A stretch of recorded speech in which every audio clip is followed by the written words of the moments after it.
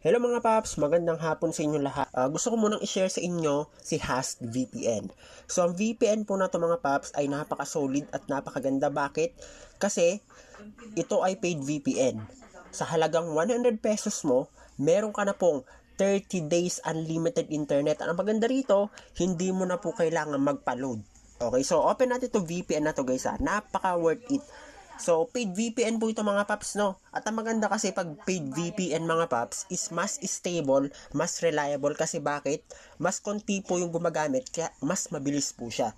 So, yung ang kagandahan po sa VPN na to, gumagana po siya sa mga naka-smart TNT and SAN. At ang maganda rito, hindi mo na po kailangan magpa-load. Okay? At ang maganda rito, gumagana rin po siya sa mga naka-dito SIM. Pero kailangan nyo po na black SIM card. Pero unang-una sa lahat, bago natin ito magamit, i-download nyo po muna siya sa Play Store. Available po yan sa Play Store. I-search nyo lang Hast VPN. So, dito, Hast VPN. Ito po siya mga paps, no?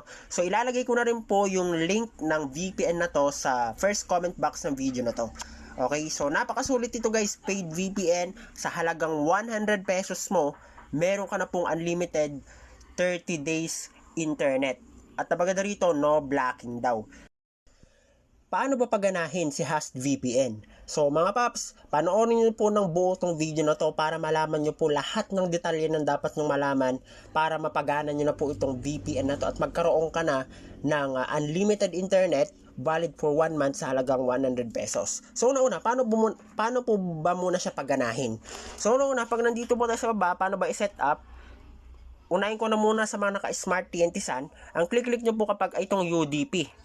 Okay? So pagka-click nyo na UDP, click nyo po itong kanilang server. Ito po yung kanyang server ng paid VPN na to.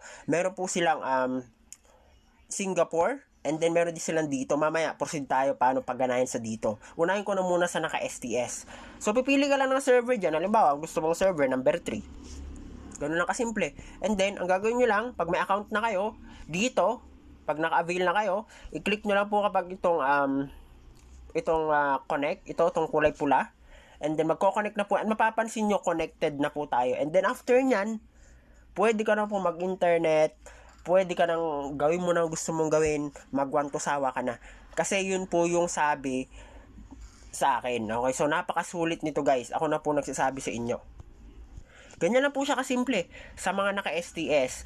At just in case lang naman, kung halimbawa hindi siya nagko-connect, palitan mo lang naman yung server mga paps. Stop mo lang kapag to, and then pumili ka lang ng mga server. Napakarami namang server dyan. So click natin number 7 kunwari. So click natin ulit itong, yan, yung pulay-pula na yan. Ang bilis connected na agad sa mga naka-STS. Ngayon, paano naman magkaroon ng internet sa mga nakadito na hindi mo na kailangan magpa-load? So ang gawin nyo, stop muna natin to. I-click lang natin to payload. At ito po yung kanyang mga server. Okay, kunwari, nakadito ka. Number 3 kunwari. Pero dito guys, no, kailangan po na block yung SIM nyo sa mga nakadito. Ngayon, pag block na yung SIM nyo, magagamit nyo na po yung dito. Okay, tapos, ang gawin nyo lang, connect lang ulit. Ganun lang po siya kadali. And after nyan, mag-internet na po kayo. Gawin nyo na yung gusto nyo gawin. Kasi, wala raw po itong blocking.